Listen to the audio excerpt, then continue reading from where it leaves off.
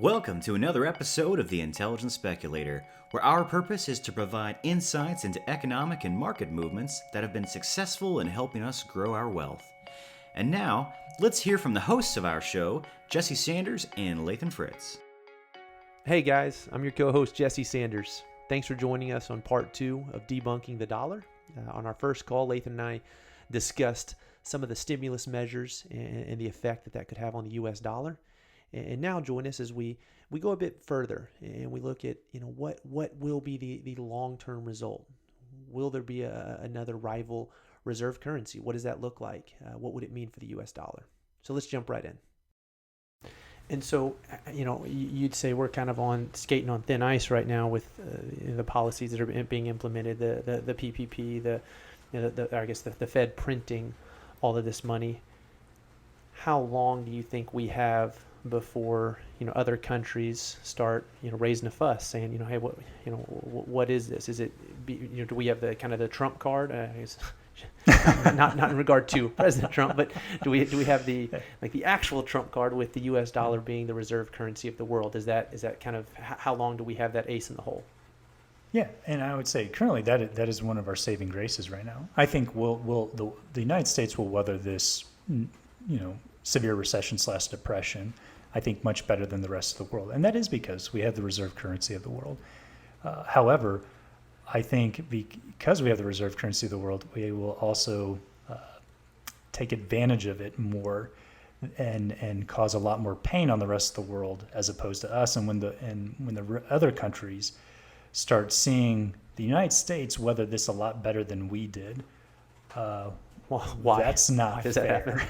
So explain that a bit. How does the U.S. take advantage of us being the reserve currency of the world?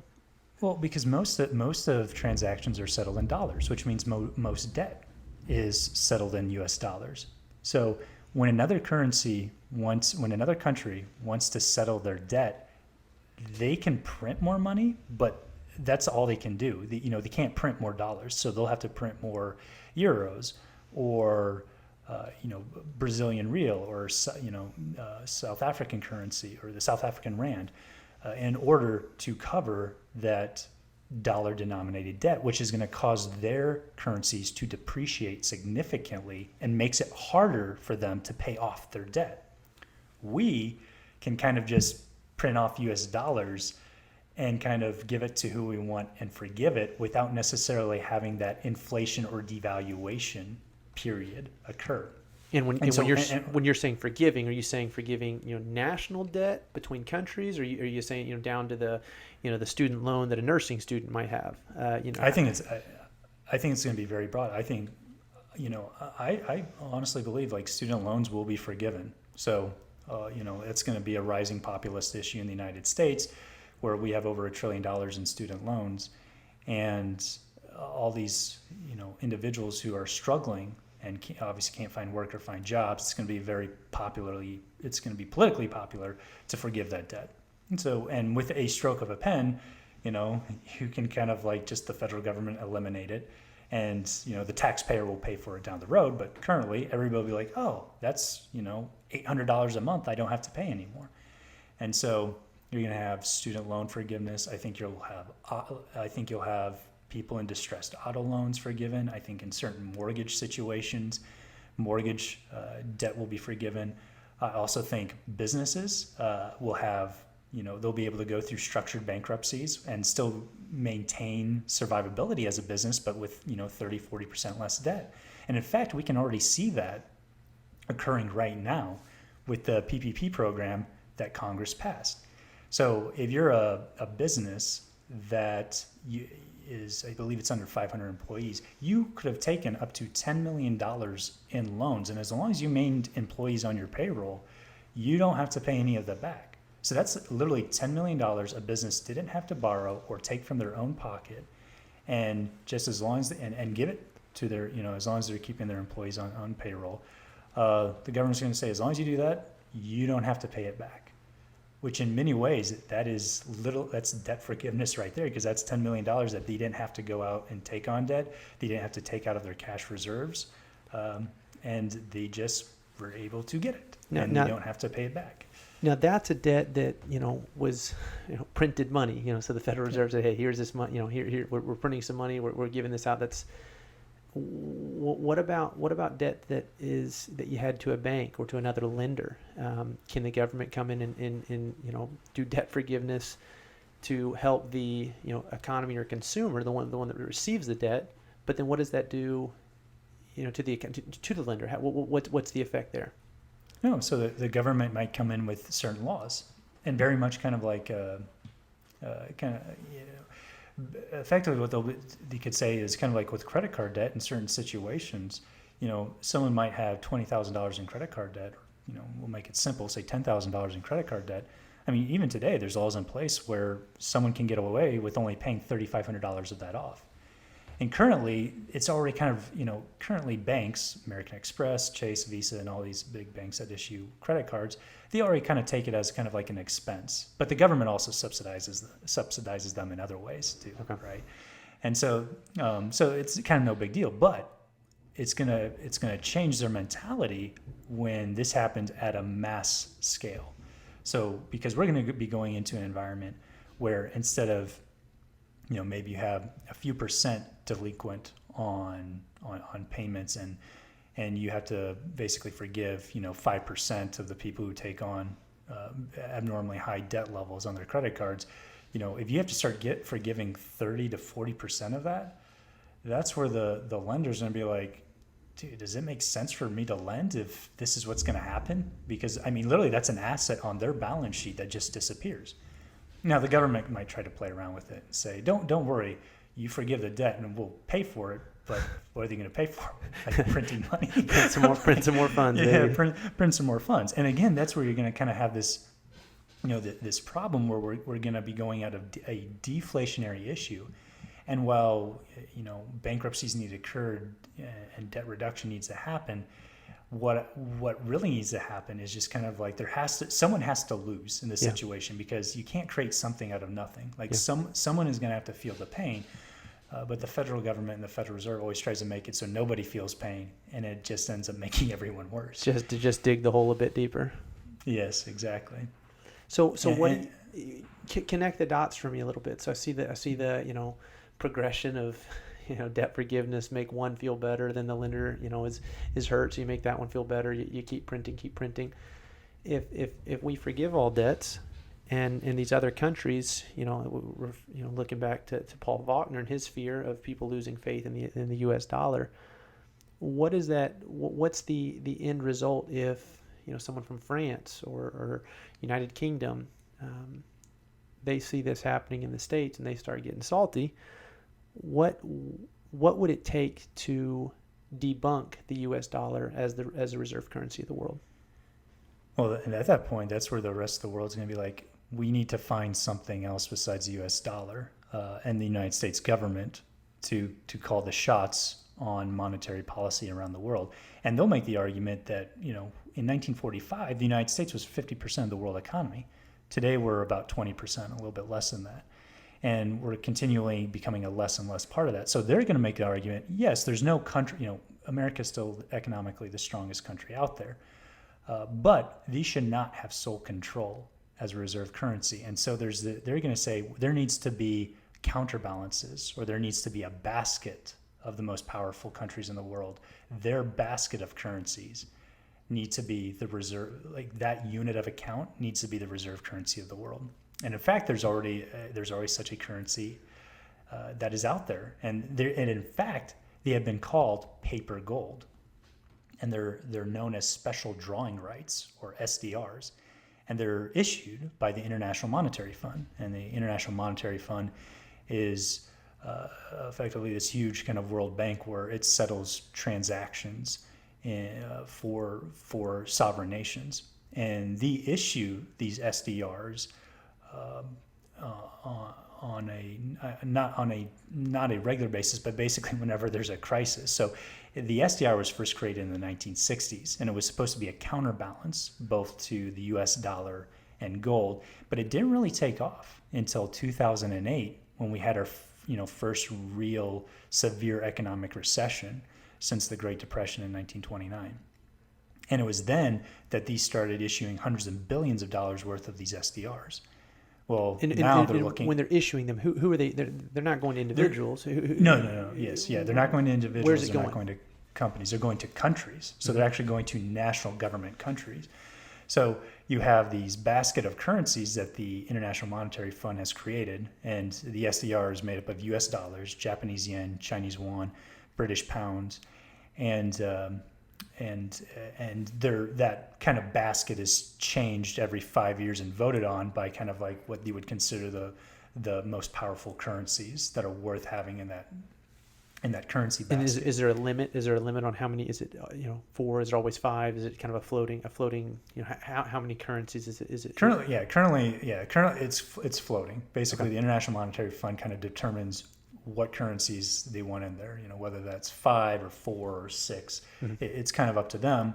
What they're looking for is a stable unit currency that they can issue to other countries, and they even have a bond market for it. So you can't.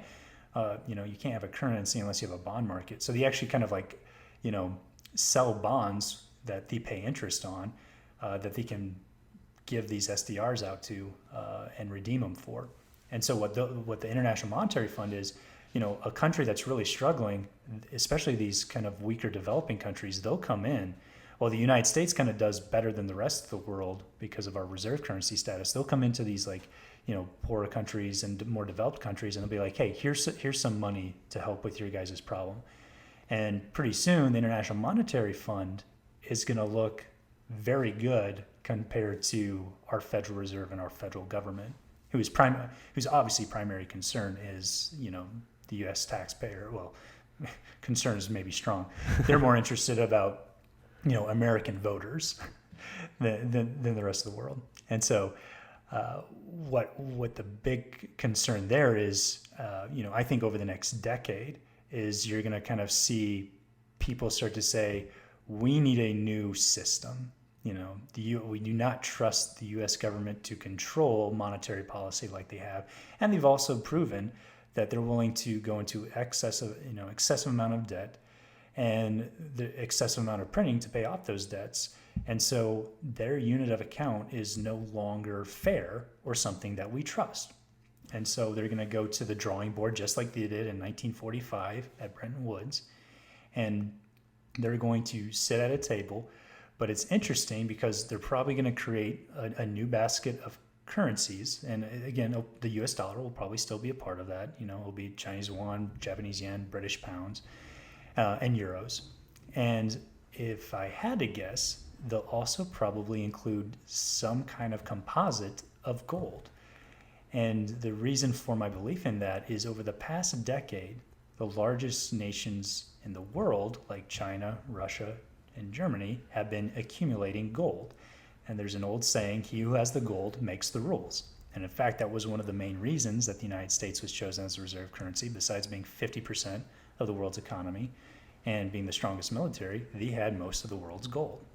And, for literally thousands of years, in terms of fiat currencies, when they fail, there's always this return to a gold and metallic money standard. You can see it, not in just the past 500 years of history, but all the way back to, Roman and Greek times. So you don't think the reset to the gold, we're going back to, silver and gold coins, but you do think there's going to be an element with this SDR. You think there's going to be an element, maybe it's gold, US dollar, Japanese yen, et cetera, thrown in there. You think that's where it wouldn't be a total reset to, hey, we're going to get rid of the US dollar, just going straight gold or precious metals, but there will be an element in this SDR. Yes, that's correct. Yeah. No, I don't think we're going to ever, and I shouldn't say ever, there's always, I guess, a possibility of it, but I think it's very, very unlikely that we would ever go back to a pure gold standard. There's a lot of, really smart people that would probably disagree with me on that. But I find it very difficult to return to a pure gold or, precious metal standard. I think there will, where we are in the economy these days, there's going to be a basket of currencies, but the people that have the most gold to kind of anchor their currency to are going to have more voice at the International Monetary Fund. and have more power in terms of how strong their currency is in that basket of currencies. Kind of like the states were back when when we had 50% of the economy. We were the big player because we had 50% of the world's economy, but also because we had the most gold. Exactly. And so at this, at the new table, it's going to be, well, what do you bring to the table? Okay, so all these countries, they bring a certain percentage of, GDP production of the world to the table. But then at the same time, well, what can we tie your paper money to?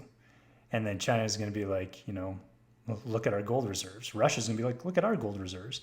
And Germany's going to be like, look at our gold reserves. And we're going to be like, look at our not as impressive gold reserves. And so, because again, gold, it's not a good utility for anything besides like a medium of exchange. And that's because you can't inflate it. It's not like you can print gold, right? The only way you can get more of it is mining it or finding gold and melting it down, but it remains kind of stable. And so it's very, very hard for countries to manipulate the value. And that's the powerful thing about a medium of exchange is trust, right? Yeah. And if you can't deflate it, then it's like people are like, oh, this is limited, therefore it's precious and rare. You can't just create it out of thin air. Like, so it kind of can keep value at a better, it's a better point system than using fiat money, paper money, because that point system is just like all over the board. It would be kind of like on a basketball game where it's like, right now we have very set rules. You could think of gold as like, you make a layup, it's 2 points. You make a 3-point, it's 3 points. But what if it was kind of up to the discretion of the referee saying, oh, that was a tougher shot. It was a 3-point. That's 8 points, man. That's an 8-point shot. For and sure. the dude's like, well, it'd be better. That should only be 3 points. It wasn't that hard. Ascribing to the discretionary points, I'd give it a fair assessment. Yeah. Yeah, and so that's what, like, if you're printing all this money, that was a joke. That was a joke. Maybe a bad joke. Oh. My shots are worth 10. Everybody else is worth 2. No, I was in my own little world right there, so totally missed that. But I'm sure our listeners got a kick out of it, and I just look foolish. So thanks, Jess. Probably not. Anyways, back to it. So all that to say is, there is no kind of, really, again, going back to what we said, it's all about trust. And if people don't trust it, and if you're manipulating it, then people are people, and we're going to try to find something and reset something as something that we believe in again. Yeah. And I think at the end of the day, that's what it's going to come down to, is. And it's not going to happen overnight. That was my next question. Is this something to be on the watch for in the next 2 to 3 years? Kind of after we come out of this, is this something decades ahead? Where would you, if you had to put a timeline on it, what would you shoot for? Honestly, I would say my timeline is probably 10 to 15. We're probably 10 to 15 years out before we kind of see that next kind of changing of the guard for a reserve currency. And it could be a little bit longer. And that's because you look at, historically, it wasn't like one reserve currency ended, the next began overnight. It was kind of like, from 1913 to 1945, technically the British pound was the reserve currency of the world, but the US dollar was kind of starting to rival it for, like I said, from 1913 to 1945. So you had about a 30-year kind of where it rivaled each other. And so I would put it more as kind of like the SDR didn't really start rivaling the dollar or becoming even kind of a threat probably till about 2008. So, and was that due to the crash, the 2008 crash that kind of jump started the SDRs? Yes. Okay. So that was kind of started the timer ticking, and now it's just kind of waiting to see how fast it sounds morbid, but how quickly the US dollar loses the faith of the world. Exactly. So, if you want to look at kind of just round it off, like, 2010 was probably where we started having, the world actively seeking an alternative to the US dollar. In fact, you look back, 2010 is when a lot of the bigger countries in the world, they started aggressively accumulating gold and became net buyers. Okay. And so, So I'd say probably, the start was probably 2010. So, on an average transition period of 30 years, we're looking at probably closer to 2040. So, like I said, 10, 15 years, maybe 20 years before we kind of, before the world, like again, before I think the world sits down and says, okay, you've had your run, it's time to change. And, we need a new system in place. Well, if 2040 comes and it's U.S. dollar still the reserve currency of the world, you got to buy me lunch. Sound good? Sounds good. Well, man, I get to pick the restaurant though. There you go, McDonald's it is. Well, man, I appreciate the time. I really enjoyed unpacking all this, and looking forward to our next talk here soon. Same, just catch you on this flip side. Thank you for listening to this interview with Lathan Fritz and Jesse Sanders. We hope to see you next time, and remember to like and follow The Intelligent Speculator on Facebook, Twitter, and Instagram, where we are posting insightful nuggets of economic and market movements. And if you would like to get exclusive information, feel free to join the Intelligent Speculator Facebook group. Good day.